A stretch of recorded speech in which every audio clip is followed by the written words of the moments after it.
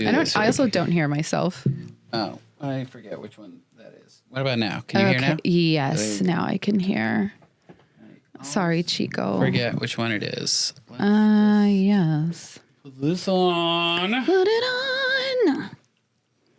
Put it on. Make it work. Technical difficulties brought to you by... Don't talk to me. And hand over the meats, lady.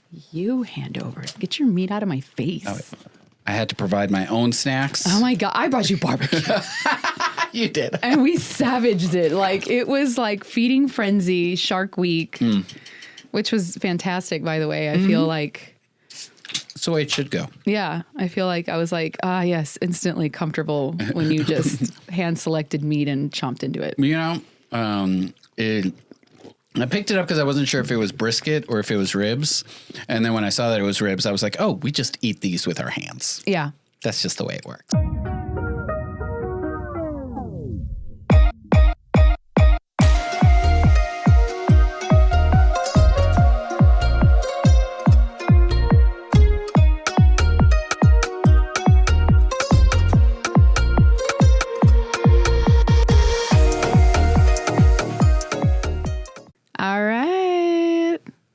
Awesome. We are recording the last episode of season 1 of Candid and Curious. And you guys, I'm so excited for my guest today. I know. So very excited. So we are currently at Gemineyes Studios, where I have been here recording every episode of season 1, and it has been an absolute joy with my amazing producer. That's right. The one and only Chibbi. Oh my God. That's right. Yes. So today's guest is a multidisciplinary artist. They are a poet.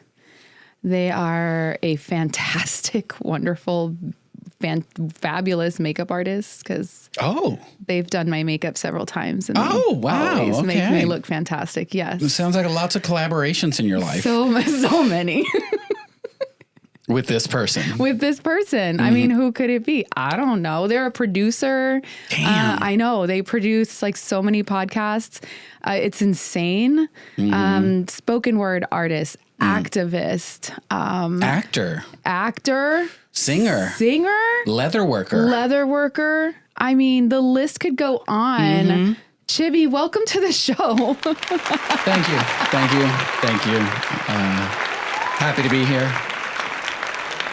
I'm glad we could pencil this in between our busy schedules. Oh my God. No, it's been wild. But for both of us. And we've been talking about doing this episode since we started planning this entire show. Yeah. Of like, hey, of course, like we'll have a conversation between the two of us, and then it just kept getting pushed, and then other things, and it's like, come on, bitch. Let's do it. No, totally. It's like we did every other episode. And then finally it's like, okay, we're sitting down and we're having a conversation. And for the listeners, I would just like to inform that for this conversation, I have not seen the run of show. I do not know the questions beforehand. I also had to provide my own meats, but she did bring barbecue. I brought barbecue. There was barbecue. All right. It was like legit barbecue too. But as you may or may not see from the BTS footage that will be released later, there is no charcuterie spread. No spread. I'm so sorry. Lots of puppies, though. Lots of puppies. I mean, just one. Just the one puppy, but lots of love. That's right. I know. It's so hard. I had to come straight from another work event to this event. And so it was like, there were no meats except for barbecue. But I got out of my event early and ran to H-E-B and got meats. Well, thank you for And these lovely little mocktails. They're kind of cute. These little craft mocktails, you know. Yeah, I don't want to show that because they didn't pay logo, me. They didn't pay. Yeah, no, you don't get to. So you can see that. But, you know, I'm having a grapefruit paloma. Oh, that sounds delightful. I am having a classic Cosmo craft mocktail infused with guayusa and something else. That's something or other. And it's lightly sparkling. This is the life that I live these days. You know, I'm here for it. Yeah. I love that for you. I found this brand when I was in New York at a work event, and they had, you know, food, drink, and whatnot available for the attendees. And I had just been drinking water the whole night, and I was like, do you have anything non-alcoholic? And they like point me in the direction of these Mocktails, would look like canned cocktails. And I was like, no, non-alcoholic. Because it said on there, ginger mule. It said margarita. Right. Right. And it's like, no, these are non-alcoholic. This is their whole thing.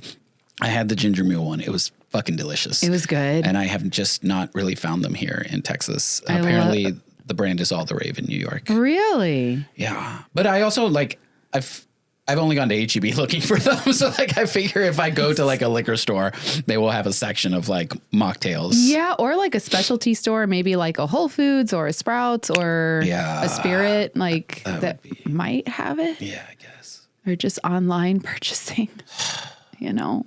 This is my life. Oh no, you're so terrible and so hard. Anywho, well, I'm excited that we finally get to sit down and have a conversation. So you and I met in 2021. I feel like I met a lot of people in 2021, and we collaborated on our Arte Essay. It was, you know, Arte Essay. I've explained it before, but it was just this fantastic feature of local artists. And at that time, you were really, really diving into the poetry because you were in this transition space of this studio that we are in was a makeup studio. Yes. And it was fantastic. Yeah. It was fantastic because you were doing makeup and then, and you were also doing your poetry. Well, you're entirely right in that it was a transitional phase. I'd been working for MAC Cosmetics for almost 10 years.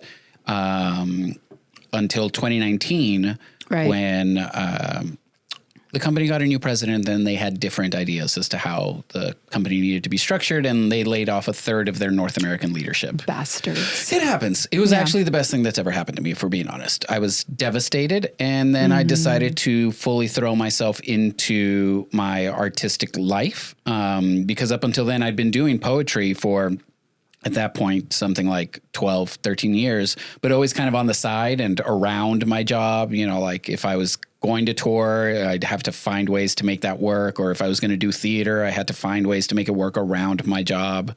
And so like that freedom of no longer being tied to a W-2 job with, and to be fair, golden handcuffs, right? Yeah. The perks were nice. Yeah. The pay was great. The benefits were amazing. The company car, the company card, like all of that. That sounds delightful. It was. I was a trainer with the company. It was great. I really loved my job, and I really thought that I was going to like retire from MAC, but the universe said otherwise. And I said, all right, poetry, let's go.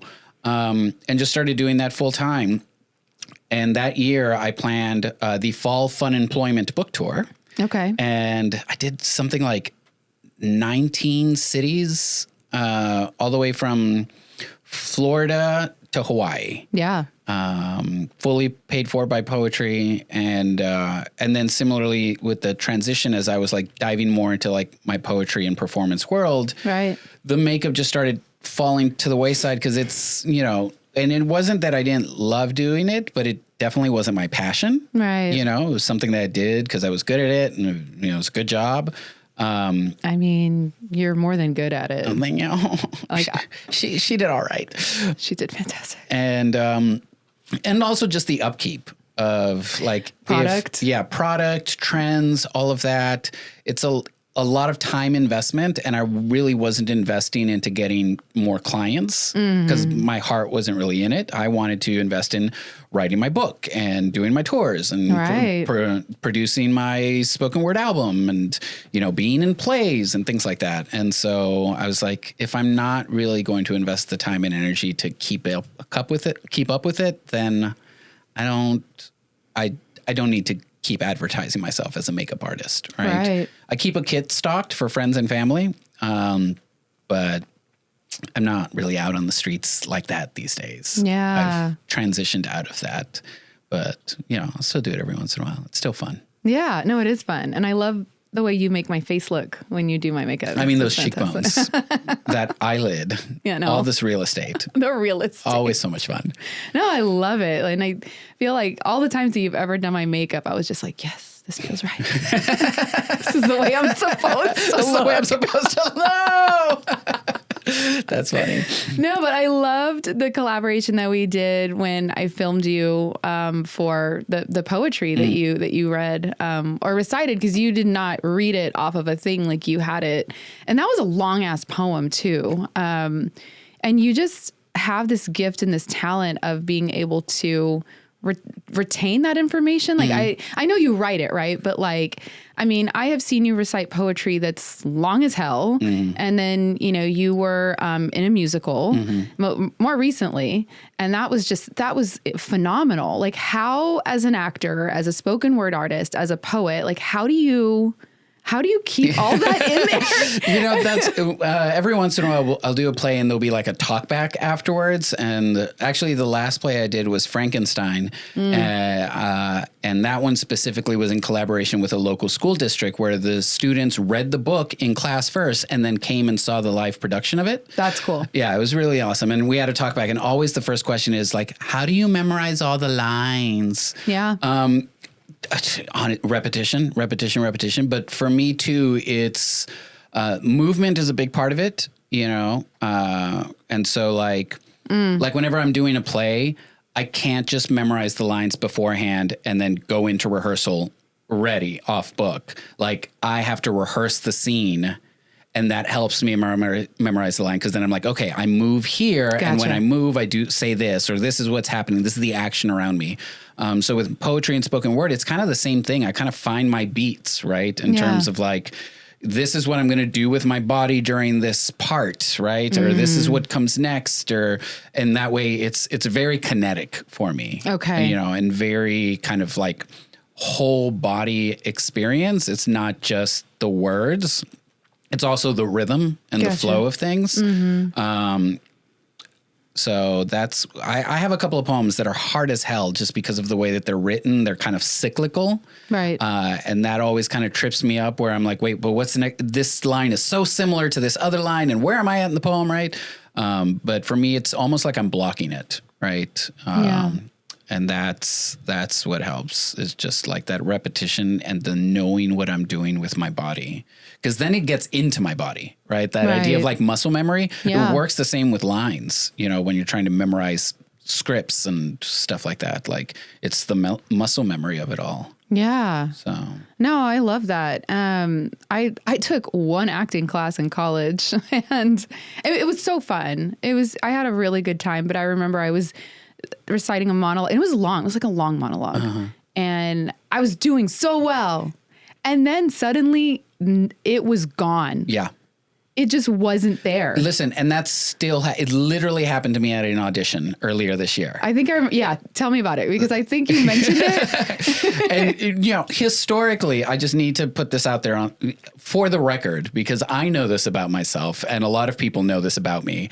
I suck at auditions. I'm the kind of person that needs to rehearse, right? Something. And when we get to the final product, costume, light, whatever, like it's 1,000%, right? But I'm historically really bad at auditions. Right. And so I was going to go audition for a musical, and I knew the song. I was going to sing Stars from Les Mis. And it's with a live pianist. So I had my accompaniment and all of that. And I practiced it. And it's not a song that was like new to me. Like I'm familiar with the song. I've heard it 1,000 times. I've seen the musical, like all of that. Right. Yeah. And had it all marked out. Great. Practiced it on the way there. Practiced it right before. Practiced it days going up to it. And I go and I start singing. And I get to this point in the lyrics. I forget what it is. It's kind of like the end of the chorus, right? And I'm holding this long note, and I realize as I'm holding the note, I don't fucking know the next words at all. Right.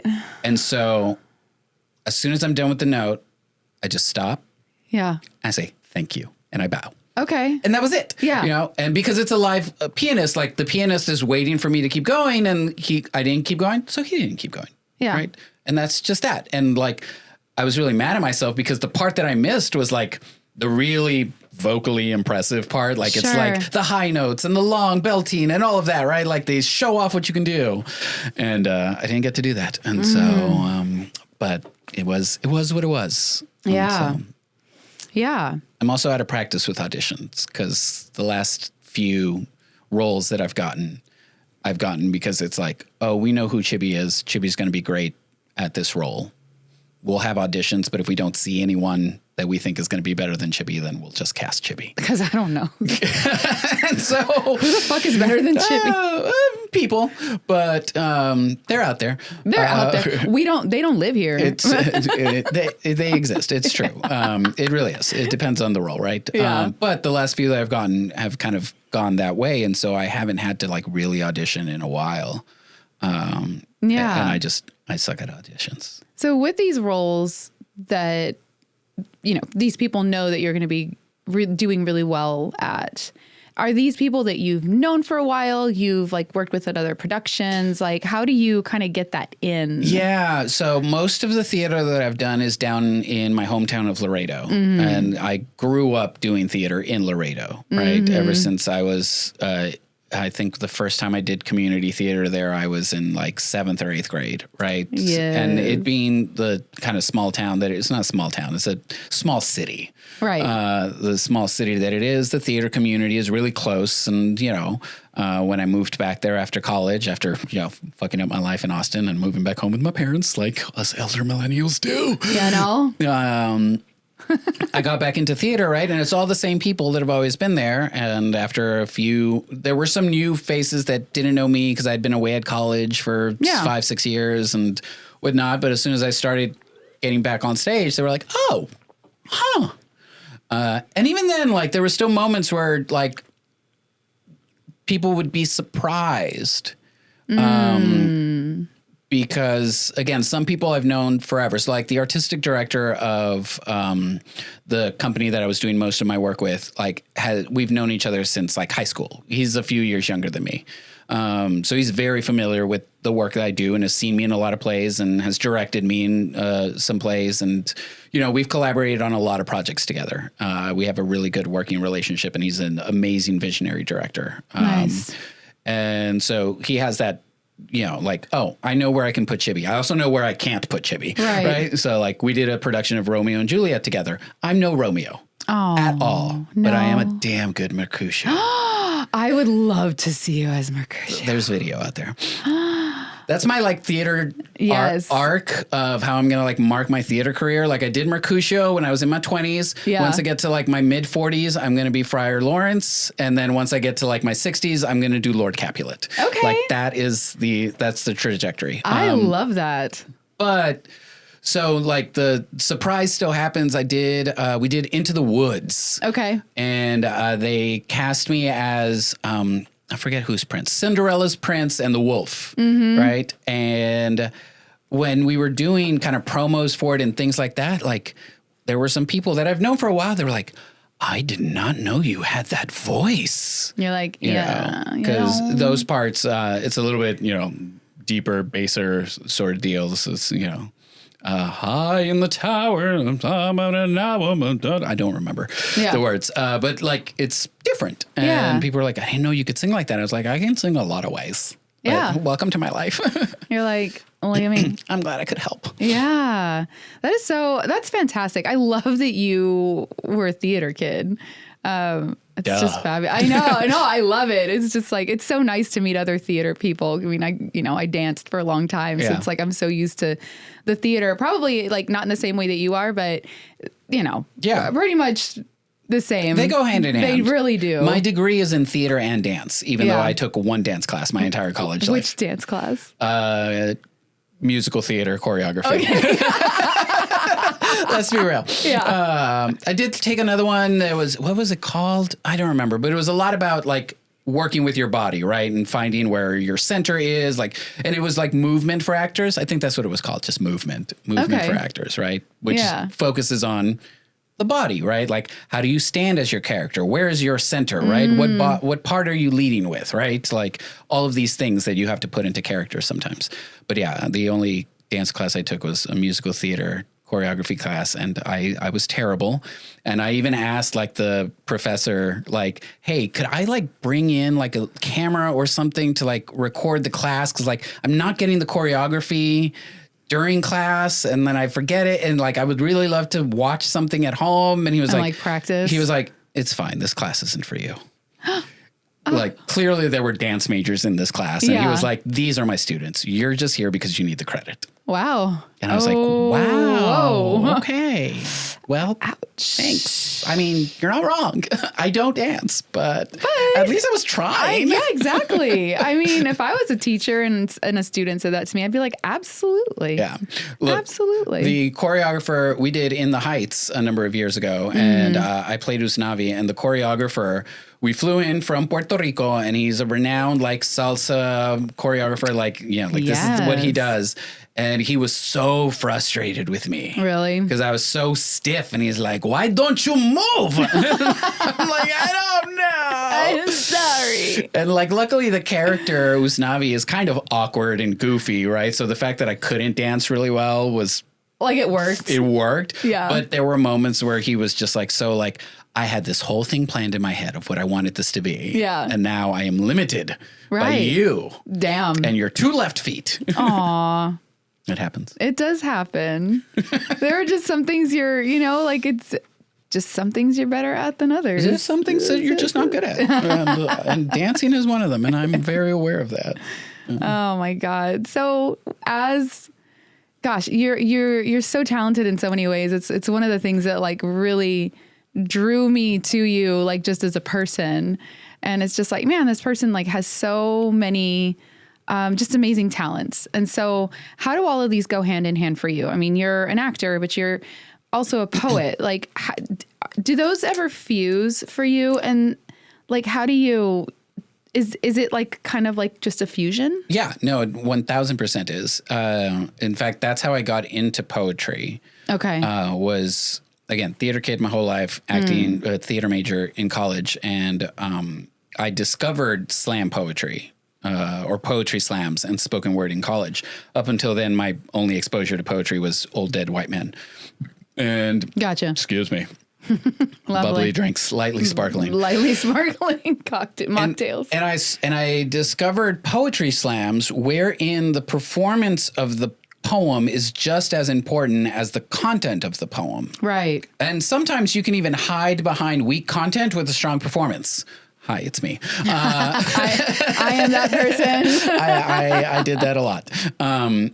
But I really loved that because, again, I found that my talents were in performing. Yeah. And up until then, I wasn't really a writer. Like, I was a writer in that, like, writing was easy for me.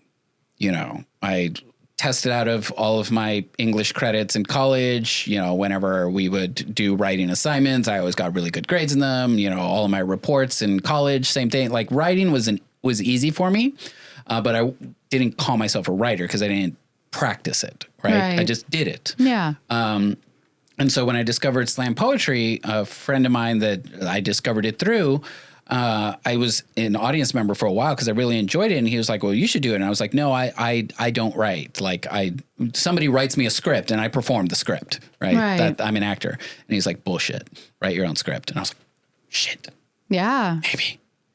And that's where it started. Like, slam poetry, it's essentially a 3-minute monologue. Yeah. And so I was like, okay, well, let me try this. And I started writing and getting into it. And over the years, I've dove more into like the craft elements of it and whatnot. And what does poetry look like on the page versus how it's recited on the stage and all of these different elements. But for me, the performance is always very central to it because that's what I do, right? Like, I perform for a living. Yeah. You know, I tour for a living. I even like selling books.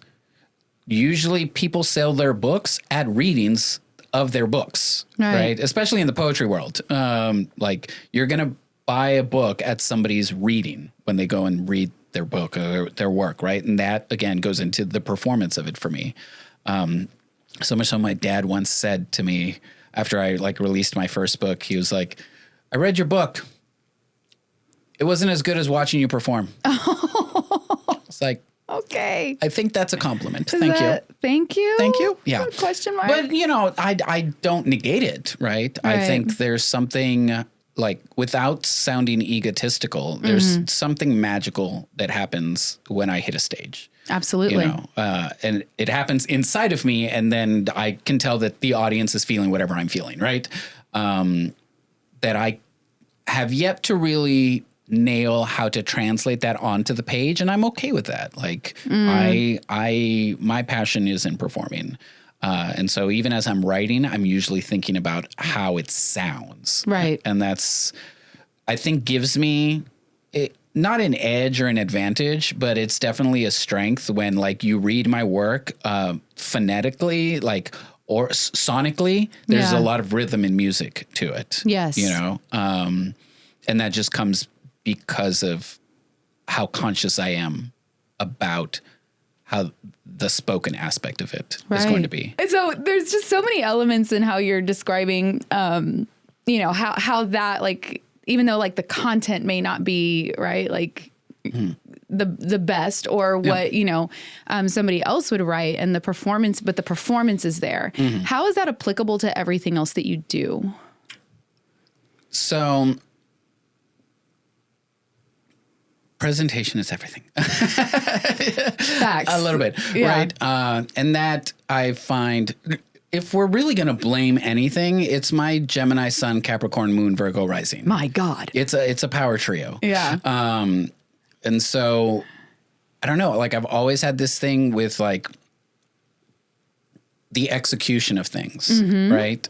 And I think that the level of execution at which I do things has kind of become synonymous with my brand. Absolutely. And, like, I take a lot of pride in the work that I do because that's what I do. And so that's how the performance infuses it. And because of my theater background, when I'm saying performance, it's not just me on the stage. It's what's the lighting, what's the atmosphere, what's the seating arrangement, what is, like, all of it, right, is very intentional. Yes. In order to create to evoke a very specific feeling, right?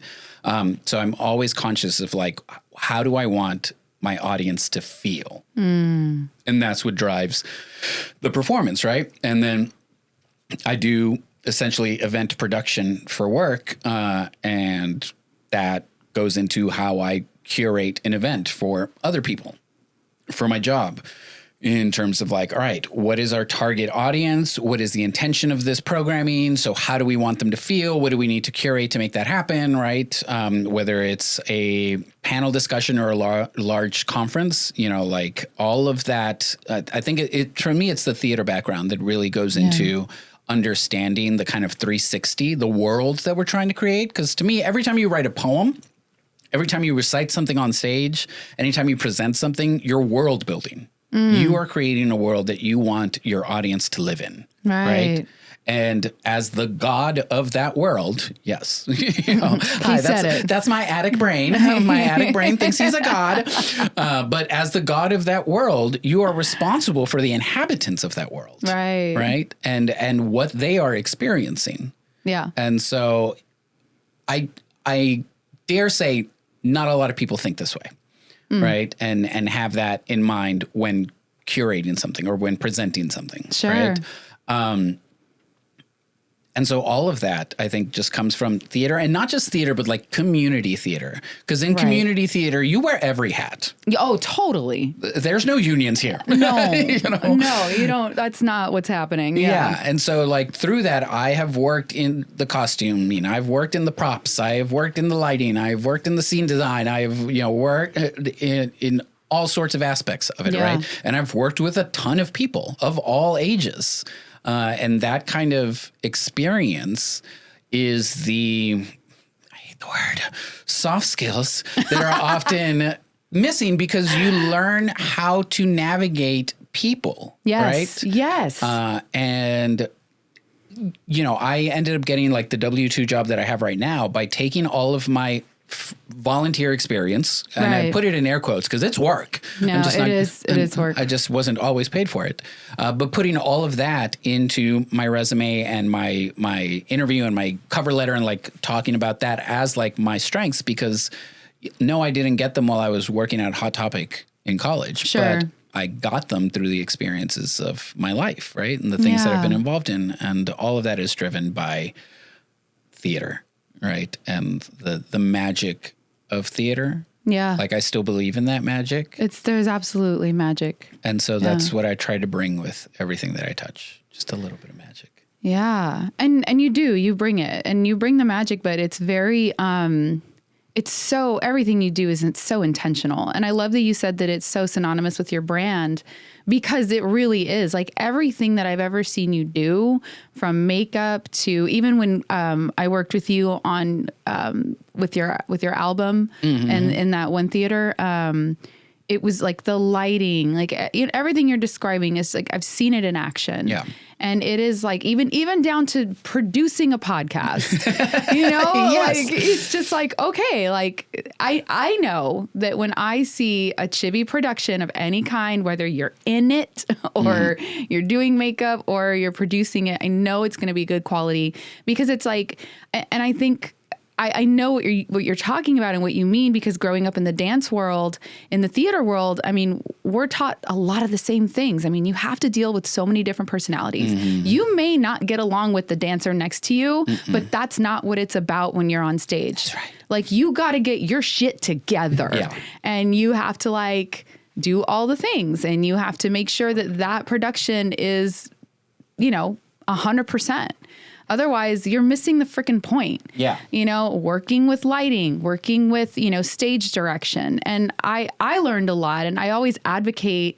I mean, I always say you should absolutely hire a dancer, like in any profession. But I feel like that with really any artist, especially if you've been in the theater world, is because you have to solve problems all the time. Yeah. On the fly. Yes. Most of the time. As it's happening, like, because you don't know, something might fall or someone might not show up. Yeah. I had a dancer once. It was like my senior thesis in college. I was producing an entire show with another senior student.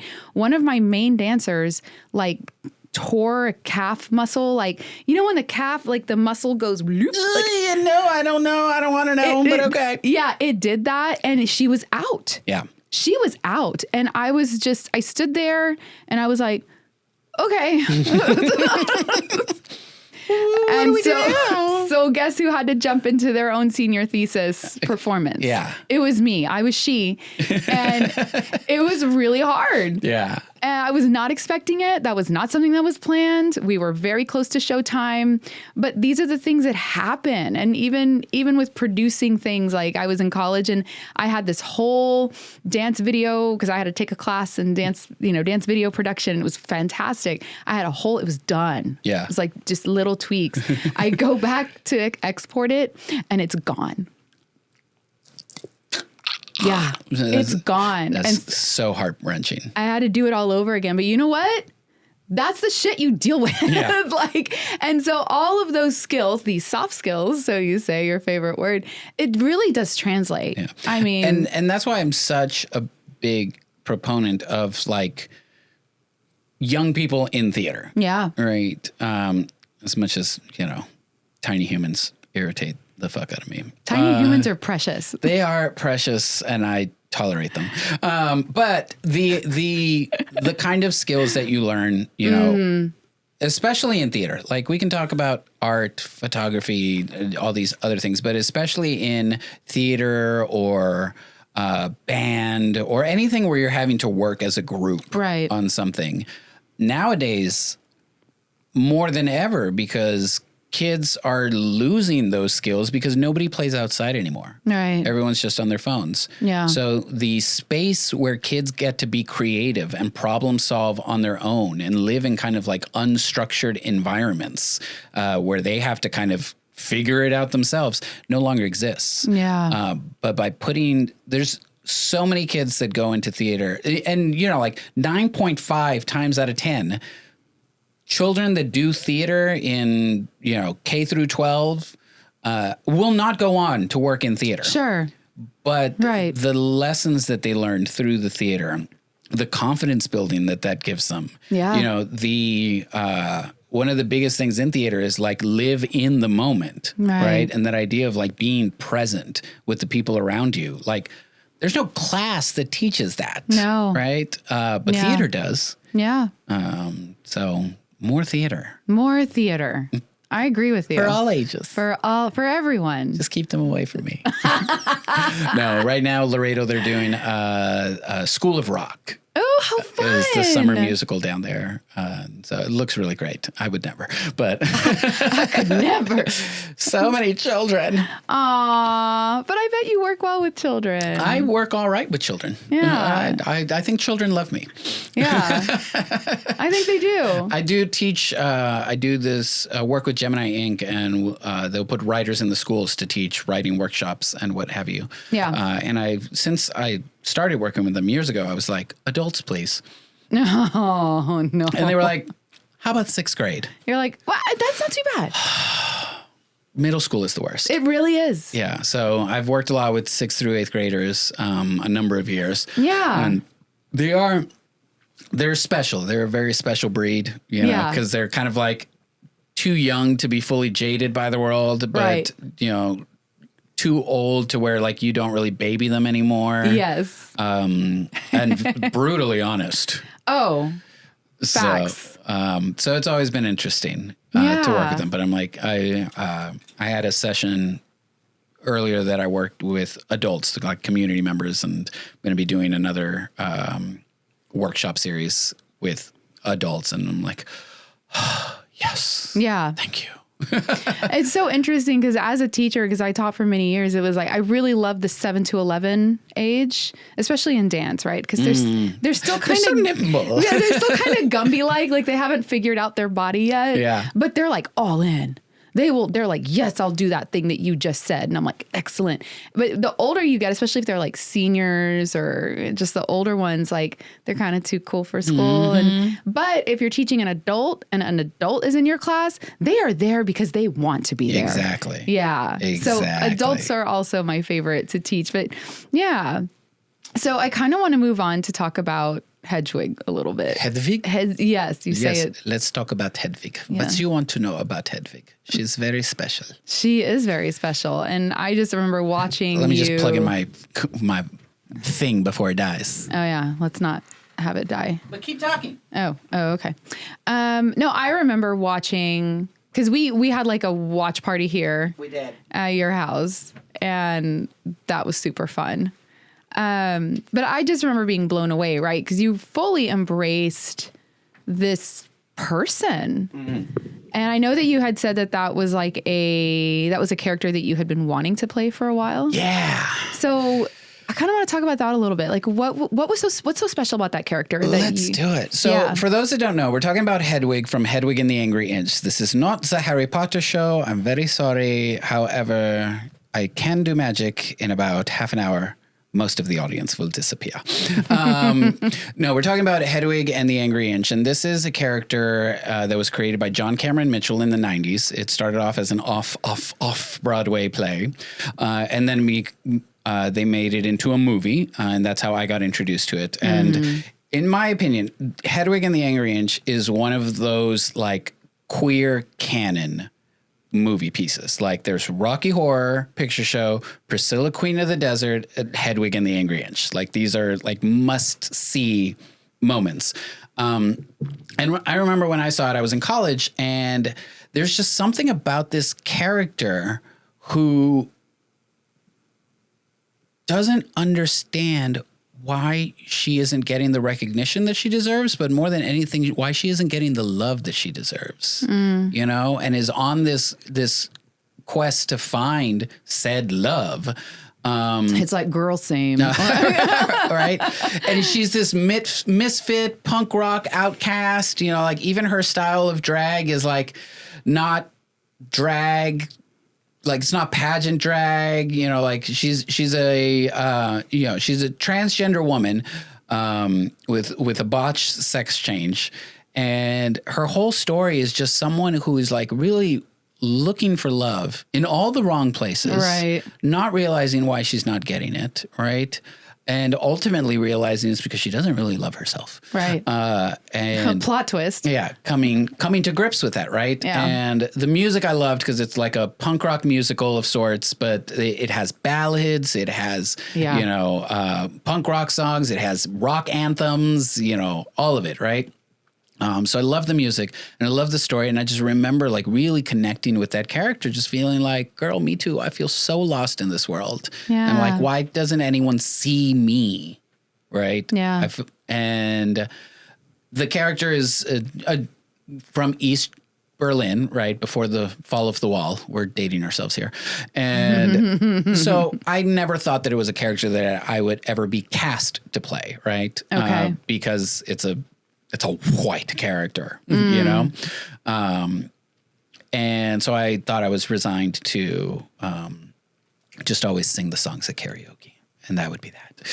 And then we were talking about the theater in Laredo was talking about like its upcoming season and trying to figure things out. And like real talk, there was a hard push to do Angels in America and there was a hard push against it. And so it just did not happen. Yeah. And that's where it was kind of like brought to people's attention. Like this theater company has been in existence for 15 years and not once have we had a queer character on stage. Wow.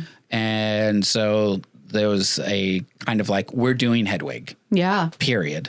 And so it got the winter show slot, which is a small little slot, right? It's not the big summer musical. Right. And it's funny because on the day that the director called me to let me know that like we got the green light essentially to do it, I was in Charlotte, North Carolina, for work and on tour. And I met up with a friend who used to put on events at one of their major performing arts centers. And in that same building, they were doing a production of a tribute production to David Bowie. And John Cameron Mitchell, the creator of Hedwig, was in that production. Oh, wow. And I saw his dressing room, and then we crossed paths on the street. Oh, wow. And I said nothing because I know what it's like to leave rehearsal and be really tired and just want to get back to your home. Right. Right. And you could tell he was in sweatpants and like he was leaving rehearsal and he wanted to get home. And I was like, there goes John Cameron Mitchell. Great. Like, on the day that I got the news. All right. This is a thing. Yes. And so we did it. We were very nervous because, again, this is Laredo, border town. Right. 98% Mexican. 95% Catholic, whatever, those kinds of statistics. So we are very nervous about like, well, what kind of response is the community going to have? Are they even going to show up? If they do show up, are they going to get it? Or are they just going to be immediately, shut down because here's this man on stage with a wig and a dress and what are we watching? All of that, like all of the fears of homophobia and transphobia in a small town, came flooding back to me, the trauma of my youth. Of course. Yeah. It was also the first time that the theater company decided to try and really promote not pre-sale tickets, but buy your tickets in advance. Mm-hmm. Most of the time it's like you just buy your tickets at the door. That's the way they had always run. So this was the first show that they tried to do this advanced, like buy your tickets, reserve your seats, right? Not just show up and find whatever seats available. And we were not getting a whole lot of pre-sales. It was really nerve-wracking. And then opening night happened. We were all very nervous leading up to it. And for those unfamiliar with the show, it's a one-woman show. Pretty is basically much, what it is. Yeah. It is Hedwig on stage for an hour and 45 minutes, talking, singing, running around like a crazy person. There's a live band on stage. And then technically there's one other actor, which is Hedwig's lover / backup singer / assistant / all things, Yitzhak. So it's me and Yitzhak. And Hedwig is normally played by a man. Yitzhak is normally played by a woman. Right. Yitzhak's a man in the play. I fucking love it. Yeah. So we were all very nervous, and opening night is coming up and we're looking at ticket sales and, the house is at like 60, 75% full. We're like, all right, it's opening night. It's a Thursday, whatever. And by the end of the show, during the last song, like I look out at the audience and like everyone is holding each other. Oh my God. And crying, right? Like we are all in this moment together, right? Because there's no fourth wall in Hedwig. Like Hedwig talks to the audience, right? So it's very vulnerable. And I saw that and I burst into tears. If I wasn't already like on the verge of, I'm not a very good like cry on demand kind of actor. Like it just doesn't happen for me. Right. But in that moment, like I started crying and like, we finished the show, standing ovation. The director comes up to me and it's like, we fucking did it. And he's crying and like this whole thing. And the word got out and then we had a sold out run for the rest of the run. It's like, incredible. That was it. It like sold out. People came back multiple times. And like ultimately it was because it's the story of someone looking for love and looking for connection, right? And we all are doing that, right? And that story translated, and still to this day, it was the hardest role I've ever done physically. Right. Because I'm running around in heels for an hour and 45 minutes. That's hard at any time. Emotionally. Yeah. Because of all the ups and downs that happen in that play, and vocally too, because it's 10 songs and each of those songs are so contrasting, and some of them are back to back. Like screamo punk rock song goes right into power ballad with a falsetto. Like, and funny story, actually, I got COVID during the rehearsal, and then during the first weekend, and probably into the second weekend run, I had strep throat, and I didn't know it. God. And so I was like pushing through. I was just like, my voice is just a little tired. You know, I'm on vocal rest, lots of tea, lots of honey. It'll be fine. Don't talk, take your lozenges, and then do what you need to do. And then don't talk anymore because you have no more voice. And then I went to the doctor and they were like, by the way, she's like, you have strep throat. I was like, oh, well, that explains a lot. You're like, well, this is fun. And so, yeah, it was a whole cathartic experience to be able to live that character. Yeah. Because that's the other thing. Like I could never make my living as an actor because I don't do roles I don't believe in. Mm-hmm. You know, I don't do plays I don't believe in. Like I will not do Beauty and the Beast. Like that's, you know, like whatever, as good as I may be as that flute, not flute, candle thing. But like that role was so personal to me. Yeah, absolutely. You know, and it had been 15 years in the making. And then it's funny because immediately afterwards, the next year, I got cast as the creature in Frankenstein. Mm-hmm. And I was like, really? Another character misunderstood, looking for love in all the wrong places and not getting it by the one person that he wants it from most? Yeah. Interesting. Basically the same story. Aw. How fun. How fun. So that's my role. Yeah. Or the storyteller. I'm usually a narrator or a storyteller in different plays. With the emotional up and downs that you mentioned with this part, how do you compartmentalize? Mm-hmm. I'm not saying that word correctly. You are. You got it. I believe in you.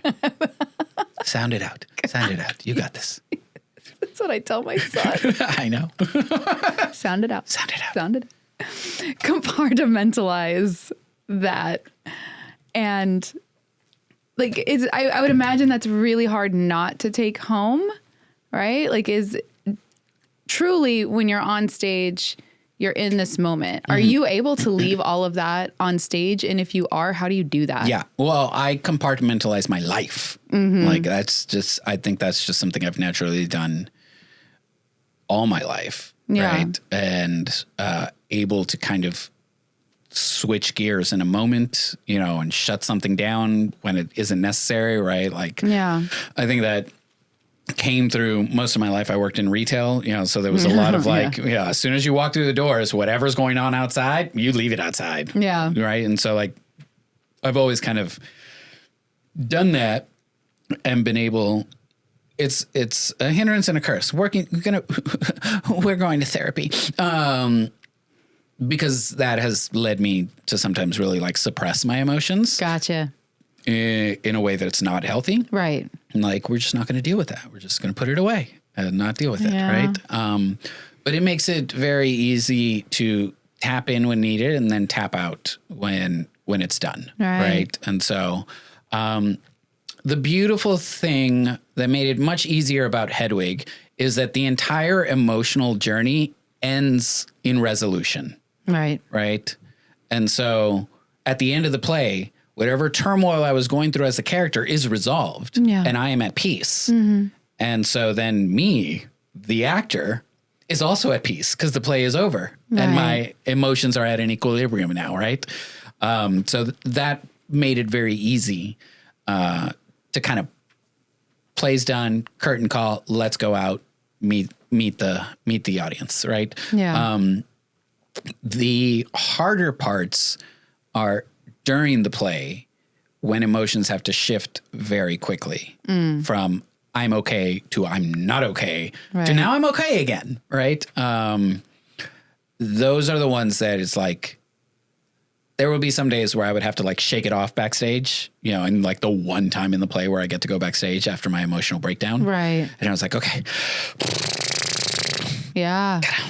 Get out of that. Because we're coming back with a new energy, right? And just kind of like shake it off. Yeah. Literally shake it off and then get back into the next thing. So, and I think that's also where like I historically suck at auditions is that it's hard for me to just turn on like that. Right. It's easy for me when I'm in a play to roll through the character throughout the play. Right. And go weave through the emotions of that character. But to just like start a monologue mid emotion is really difficult for me. Okay. And so that's why I suck at auditions. Interesting. Yeah. Yeah. Like I can tell that I'm forcing it, you know, right. And not really living it. And that goes back to what we were talking about earlier, where like for me, like the memorization piece is about getting it into my body. Right. And knowing the flow of things and like, you know, you feel those emotions in your body, right? Like it starts to hurt physically, right? And I can't just turn that on. Yeah. So. Physically, what was the preparation for that part? Because I mean, cardio. Yeah, because you're also like you're wearing like, you know, almost nothing. You're right, and then you're like dancing and you're running and you're all over the stage. Yeah, and I think you told me a little bit about like having to physically prepare for it. But what did you do to prepare for that? So.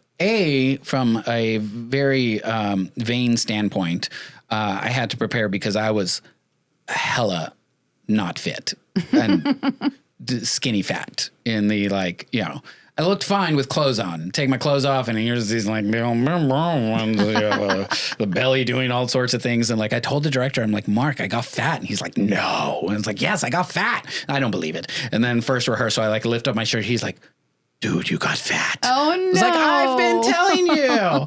So like, do I have to wear a corset? I am not comfortable with this just hanging out. So like from a vain standpoint, I was like, okay, I need to work out because I need to lose this fat if I'm going to be half naked on stage. Sure. But then it was also, it's an hour and 45 minutes of singing and dancing. Yeah. Well, not dancing, but, you know, singing and running and all sorts of things. Like, I need to be able to do that. Yeah, it's a physically demanding part. Yeah. And so it was cardio. You know, I got an indoor bike and just started doing that.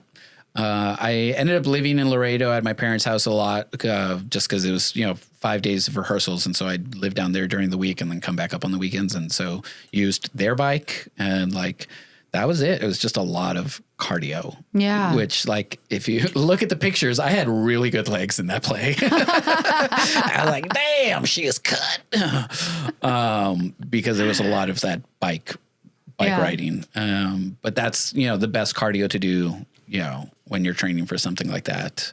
And the breath support that comes with that. Yes, because singing and running and moving everywhere, I mean, that is not easy at all. I can't even sing standing still. You know? Like. Yeah, it's cardio. That's all it was. It was a lot of cardio. And like, even like warm-ups, you know, when we would go into rehearsal, I had this little app that would give me like a 10-minute workout. And so I'm like, all right, well, while y'all are setting up for whatever it is that we're going to rehearse today, I'm going to go do my 10-minute workout, right? Yeah. Just to, get into the habit of like, it's going to be physical and you got to get the blood running and you got to get loose and limber and, don't injure yourself, in your mid-30s. She can't run in heels like she used to. Right. Because I used to. 9-inch stiletto platforms. Wow. Fearlessly. That's amazing. And when I fell, I just bounced right back up. Right. Because I was roll and come right back 18 up. years old. Now we all fall and bounce and come right back up when we're 18. Yeah, no, not anywhere near it anymore. Now we fall. No, and we don't get And back we just up. stay there for a little bit. And you're like, I'm okay. I'm okay. Oh my God. So I kind of want to talk a little bit about, and I don't even think we've ever talked about this like on a personal level. But it always makes me curious because I feel like, so you are married. Yes. Yes. And I absolutely adore your husband. I know. Yeah. I don't know someone who doesn't, but Corey is so, just very special. And because how long have y'all been together? It's been 87 years. No, we've been together now 11 years this year. Yeah. 11. So with all that you do, and this is like something that I always get very curious about with any couple really, is you do so many things and you're on the go. Like you would stay in Laredo for 5 days and then you would come home. Like how instrumental has your partnership, your marriage, having that solid partnership in your life been in what you do? Like, you know what I mean? Like it's so hard, I feel like, to find a partner that supports you in all of those ways. How do y'all do it? Well, there has been a ton of support for sure, right? But I think the big thing that we try to make sure is kind of like plan our lives together. Like we will sit down and look at calendars and be like, okay, what do you have going on? What do I have going on? Where do we plan our time together? Right. So that, and like that's just the nature of it. When you got two busy and creative people, it's like, we have a lot going on. And yes, we do have to schedule date nights, right? Yeah. And we do have to carve out time to like, okay, when are we going to sit down and eat together? And when are we just going to see each other in passing, right? And eat in our rooms and be okay with that, you know? So yeah, it's a journey, like every day is a journey, right? Yeah. And some days are easier than others. But I think it's important to be intentional about that. Whenever possible, we do try to travel together. And sometimes that's not, financially possible or logistically possible. Sure. But that allows us to do some of that. So like when I was going on tour a lot, I got a Southwest credit card so that we could get that companion pass real quick. For those that aren't familiar, if you reach a certain level with Southwest, they give you a companion pass, and that means whoever you elect wherever you're going, they go for free. And so it would be one of those things where, like, if I'm traveling somewhere because I've got shows booked, well, he gets to travel with me for free, and we would do, touristy things or sightseeing or go catch a show or something, right? Still find time to connect, but it does take a lot to be okay with being independent and away from each other. Right. He's looking into going back to school, and he's talked about, and I know how intense that then becomes. Sure. To be a medical student and to be working full time. Yeah. Right. And so we've had talks, we've communicated beforehand about like, this is what my life is going to look like. And this is, when I'm going to be available and when I'm not going to be available. Right. And I think we're both strongly independent people that have our own things going on in our lives that we're able to do that. And then when we come together, we come together. You know? That takes a lot of trust. Yeah. So much trust and so much patience and so much, you know. I mean, I can only speak for myself, and like I've always been kind of fiercely independent, right? And so I'm like living my life, and now I'm gonna go live our lives, and then I'm gonna go back to living my life. Yeah. So it's hasn't been a struggle for me in that, like, you know, there's always something to do. Yeah. But that is where we've needed to be really intentional about making sure that we carve out time to be with each other. Yeah. Do you think that's the secret to like a long, successful relationship? Distance makes the heart grow fonder. Well, we've joked about that because his dad was a truck driver, you know, and so it'd come home, and it's one of those things like when you're not together all the time, when you are together, you try to really cherish those moments. Yeah. You know, and make them something special. So yeah, and just a lot of patience and understanding. Yes. You know, compassion, kindness. The world needs more of that. I agree. Everyone needs to read A New Earth by Eckhart Tolle. Let's do it. You're like, what? We'll start a book club. Everyone. That man is a saint. So yeah, it's just it's work. Yeah, it's a lot of work. Well, because I've always admired y'all's relationship because of that. I'm just like, man, like Chibbi goes and does what Chibbi does, and then like Corey goes, and it's just like y'all have this amazing dynamic, and then you come back together, and it's just like sweet, everything's great, and then you're apart, and you're like sweet, everything's great. Like I'm like, how is everything great all the time? It's not, you know, like it's not. Real talk, right? Marriages are work, and totally. Some days are easier than others, but it's about the willingness to put that work in, right? The underlying understanding that it's coming from a place of love. Yeah. Right. And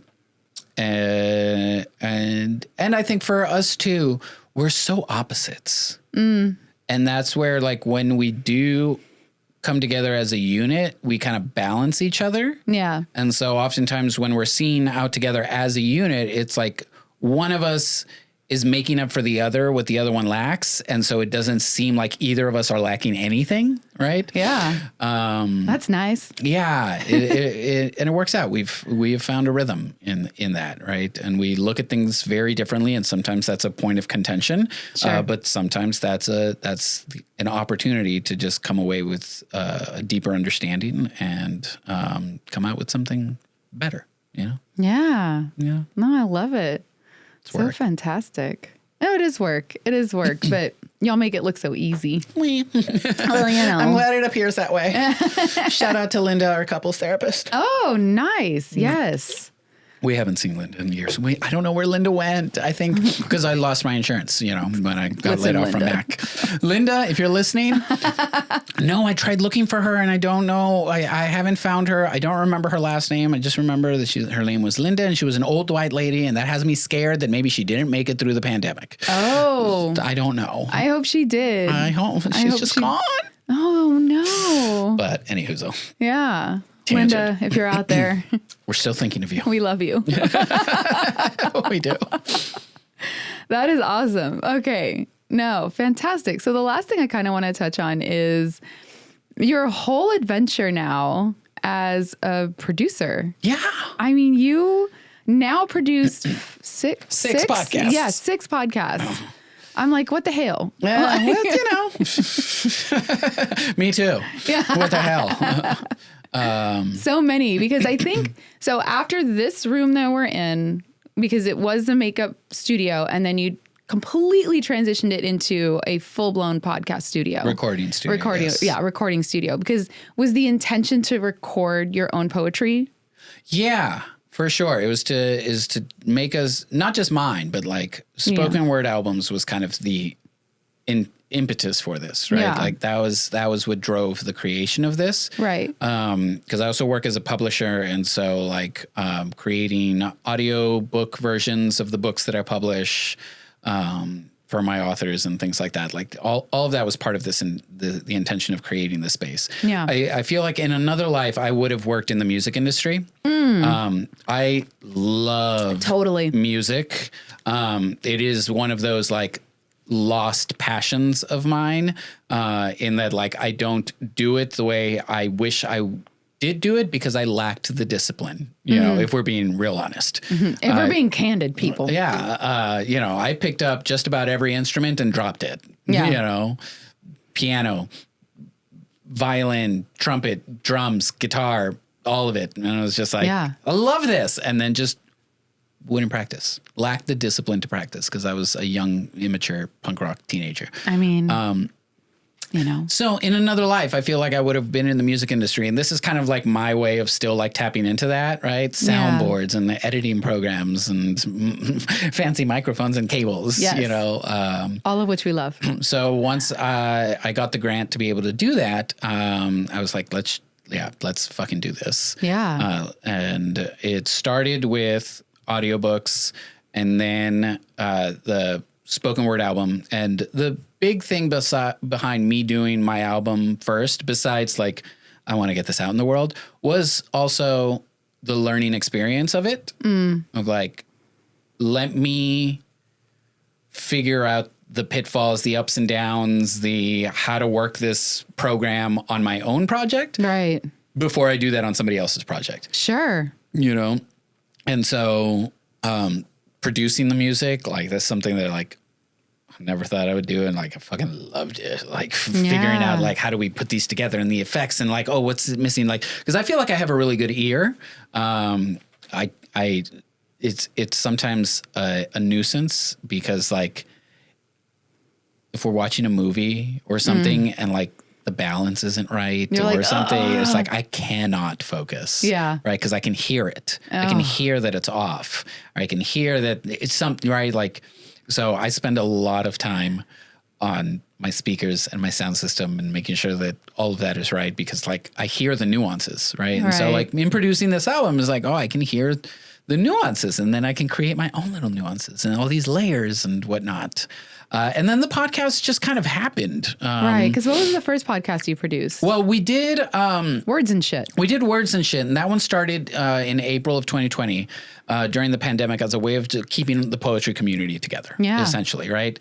And it was less a podcast and more a live weekly show. Yeah. We would go live on Facebook and YouTube, I think, or I don't know where, but we would go live every week and virtually interview a poet and just have a conversation to get to know the person behind the poetry. That was the tagline. Yep. And that's just how it started. And that was purely centered around community. That was like, we are so apart. We have to find ways to come together. This is what I can do to make that happen. Right. Yeah. And so that started and that took on a life of its own and it became a thing. And then we made it into a podcast and it's evolved. And I'm super excited for the new season and new iteration. I have a new co-host who will be joining me for it. Nothing wrong with my old co-host. Love her to death. She's just busy. Yeah. And she knows it. It happens. She's like, I just can't. I really want to, but I can't. I'm like, that's fine. Yeah. And no hard feelings. Love her to death. Totally. But then like the first real like podcast was what we called After 2 Tequila Shots. Yes. And that was me and my best friend Rooster because we'd been talking about it forever because we would have these conversations. We'd be drinking and having these conversations and I'd be like, why aren't we recording this? Like, this is really like the philosophicalness of it, the insights, our opinions about like all of this. Like, we should be recording this. And one very drunken day, I was like, I have the microphones. I have the soundboard. You are coming over tomorrow. We are recording a podcast. Okay.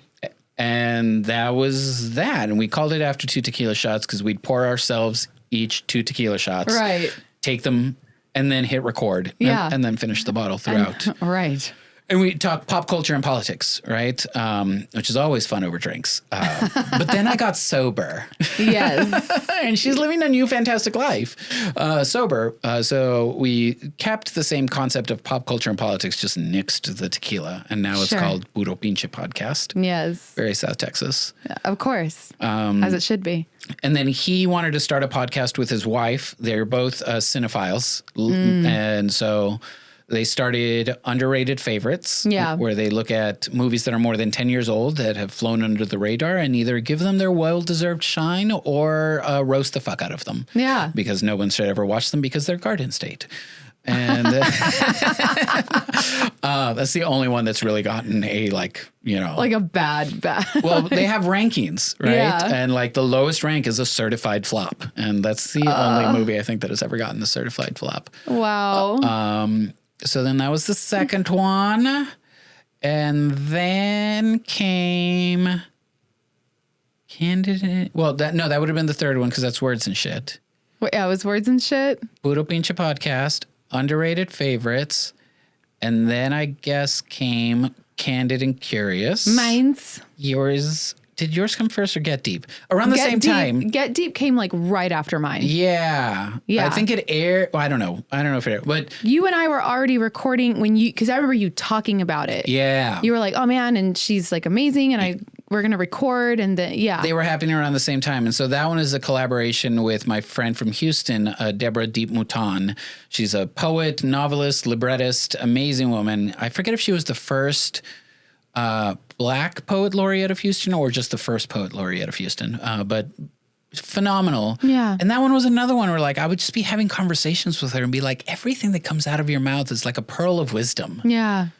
Would you be interested in doing a podcast? Yeah. And like we talked about it for a solid like 2 years before it manifested. Right. And it's, daily affirmations, right? The episodes are 3 to 5 minutes long. They're short. We recorded 90 episodes over the course of 2 days. Right. Yeah. And they're fantastic. And then this one, and then the speaker meeting was the most recent one that I started, which was, as a part of my sobriety journey, just sharing people's recovery stories, right? Yeah. In recovery circles, in 12-step meetings and recovery programs, we have what is known as a speaker meeting, which is usually a meeting where one person shares their, if we want to use the language of AA, experience, strength, and hope, right? They share their story of what happened to them, what they did, and what they do to keep going, right? And I thought these are really great and are fantastic for the people that are in the room listening to these. Yeah. But what about the people outside of these rooms in other cities? Or what about the people that are too scared to go into these rooms? Right. And I just thought, well, let's just do this. Right. And the podcast itself does not subscribe to any one recovery program. People can talk about whatever their recovery journey has been. Obviously, the anonymity thing is out the window. Sure. To a certain extent, like I give my speakers the option, right, if they want to have their video recorded, not have their video recorded, use their first name and last initial or an alias or whatever, right? It can be as anonymous as they want it to be. Right. But there's something really powerful in just sharing your story and other people hearing it. And, more than anything, I think a lot of times in addiction, we think that we are the only people going through this. We're the only person going through this. And no one has ever felt the things that I have felt before. No one understands what I'm going through. I am so alone here. And knowing that other people have gone through similar things as you have gives hope that you can do it too. Right. Right. And so we're about to air our 12th episode. And then we'll take a break just because I haven't recorded any new ones and just kind of keep going. That one's not really going to have seasons. I'm just going to release the episodes as they come and put it out there. But those are the 6. Oh, the little puppers is having a dream. He is having a dream. He's so chasing a wabbit or something. Oh, goodness. It's a squirrel. It's a tlacuache. So, that's been that journey. And, like, again, it's a different muscle that I'm used to using or exercising and a different part of my brain that goes into it. And it's definitely been more of a challenge just because all of my work is at my computer. Right. And then the podcasting is at my computer. Yeah. And like everything is at my computer, that sometimes it's like, ay, qué huevo. Yeah. Can I go now? Can I leave Can I this leave room? the computer? And that was part of why I took up leather work. Yeah. Was, to get away from my computer. Yeah. It's also part of my recovery journey. It's Okay. something that forces me to slow down. I have a really hard time slowing down, if you can't tell. No, not at all. It forces me to slow down, and it forces me to be present. Right. Because with leather work, there's no undo button. There's no, like, whatever you do is permanent.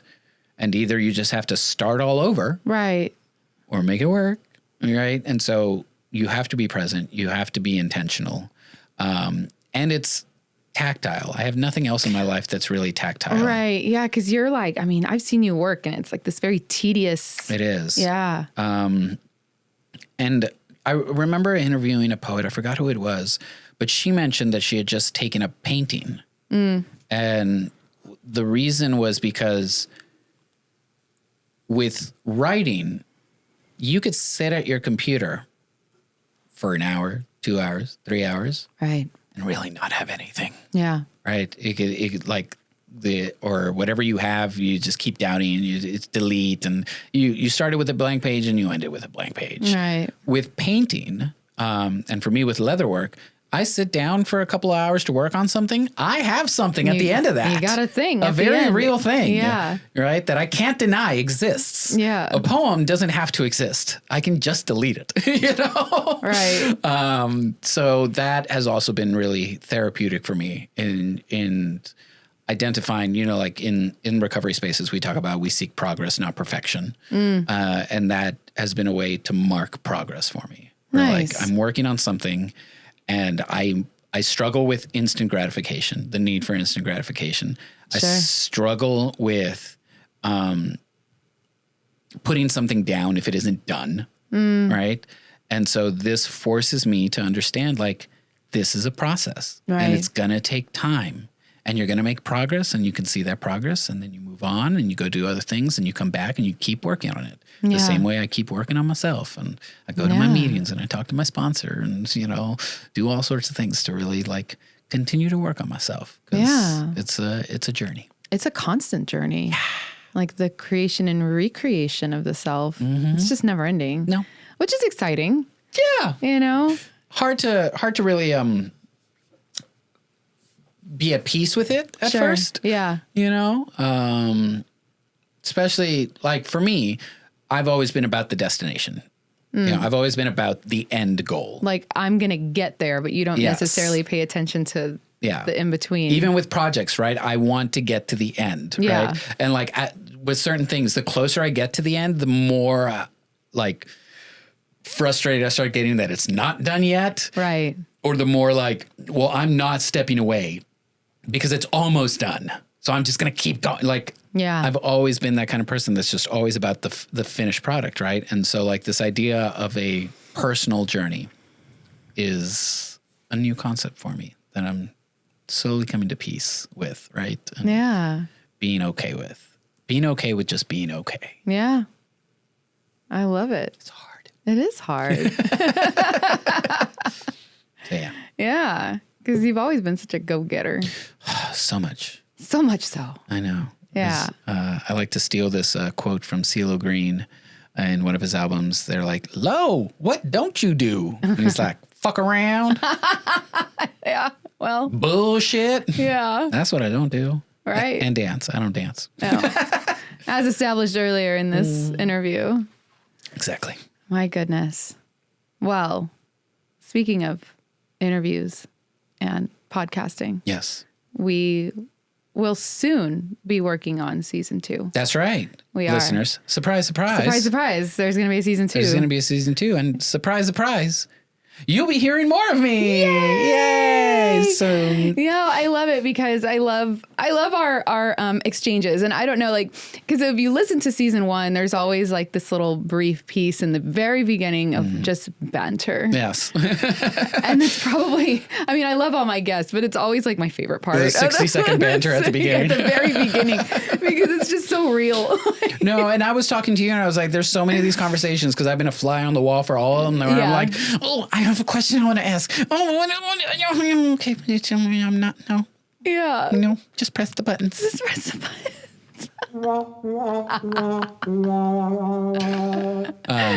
But now we'll get to actually collaborate and be both of us be co-hosts. Yeah, like it's gonna be great. It's okay. You're still Howard Stern, and I'm that bitch in the corner. I don't know her name. I don't know her name. I used to know her name. So that's fine. You know, I will be the bitch in the corner. But a bitch got something to say. Oh, absolutely. It's more of like, well, I'm not as funny as Conan O'Brien, but he's got his producer and his assistant on his podcast. Really? Yeah. Okay. Well, yeah. And they chime in, and it's really great. So I'll be here. Yeah, I love it. Because, stay tuned. Yes, and we're so excited. So season 2 is going to have, I'm still like working on solidifying like all the guests, but man, like I'm super excited so far for the lineup. Mm-hmm. So I'm like, yes. Let's do this. Here we go. More interesting people to get candid about. Absolutely. No, to be curious about, to get candid with. Yes. There you that go. part. I think I said it right. Yeah, you did. That was good. Uh-huh. All right. No, it'll be great. And it's just, you know, continuing on. I don't know how many seasons I'm going to have of Candid and Curious. I have no idea. No. This was just an adventure I wanted to start because I've always wanted to do one. And the more people I meet and the more stories that I get to tell or help facilitate, right? And like help people tell their story. Yeah. I love that shit. Like there is no shortage of interesting people in this city. No, not at all. I just keep finding them. And I'm like, what a burden. Yeah. I'm like, do you want to be on my podcast? Because you're hella interesting. Come on. Just sit on the couch. Yeah. There's a cute puppy. There is a cute puppy. Who may or may not cuddle you to death. It's true. But only if you let him. It's a great way to die. Death by bungle. Dumb ways to die. So excited for those conversations. Yeah. Now that listeners, you've gotten to know me a little bit more. Yeah, which I love. And I love that this is the last podcast episode because now it's like we get to, you know, introduce Chibbi and hello. Wait, I think I have a chime for that. Oh, okay. I think I do. I think is it introduce is this one? Chibbi. So beautiful. There you go. It appears. But yeah, it's been great. Yeah, it's been fun. So I'm excited for the end of season 1. We're going to head right into season 2. That's right, basically. Basically. At least the recording. Listeners, you will get a break. Yeah. No, we won't. We'll be back, what did we say? In the fall? Sometime, I believe, is... in September. October, November. Beginning of October, I think. End of September. Something like that. Something like that. Yeah. I have the dates written down, but... We'll be back in the fall. You'll figure it out. We'll figure it out and we'll let you know. That's right. That's what we do. Stay tuned to social media. So if they want more information about you, where can they find you, Nina? Well, I am Motion Arts Media LLC on Instagram and on YouTube. That's right. Yep. So that's pretty much the handle everywhere. Okay. So, and you can hear this podcast anywhere you get your podcasts. That's right. You can see the visuals on Spotify and on YouTube. That's right. So, yeah. It's everywhere. It's out there. It's out there, people. And if you want to find out more about what's happening on the Gemineyes Productions Network, you can always follow us on Instagram or TikTok at Gemineyes Productions. That's Gemineyes Productions to get... to see more things about all of the 6 podcasts that we currently produce. Yeah. And I'm on Instagram also. It's Gemineyes, Gemineyes. Gem in eyes, not Gemini eyes. Right. Gem in eyes. I'll put it like right right there in the middle. Yeah. But yeah. Oh, and also go to the website. There's merch. We'll be getting Candid and Curious merch in the near future. I'm so excited. Until then, there is Puro Pinche merch. There's Underrated Favorites merch. Words and Shit, Get Deep. All the other podcasts, they have merch on there. And Candid and Curious will be coming out with their cute little tank tops and hats and things in the very immediate future. Yeah, so I'm excited. you can go to GeminisProductions.com. /shop and order support the pod. Yeah, damn it, get someone to pay for my meats and our cheeses and our crackers and the grapes and the fruit. Some people eat fruit, and the non-alcoholic spritzy drinks, which are not half bad. Yeah, no, they actually were pretty good, but yeah, it's a little something different. I like it. Well, yeah. All right. Do you have a sign off or something? Is there something you say at the end? Is there something we're missing? No. Yeah. Yeah. Yeah. Yeah. All right. Anyways, well Chibbi. That's all, folks.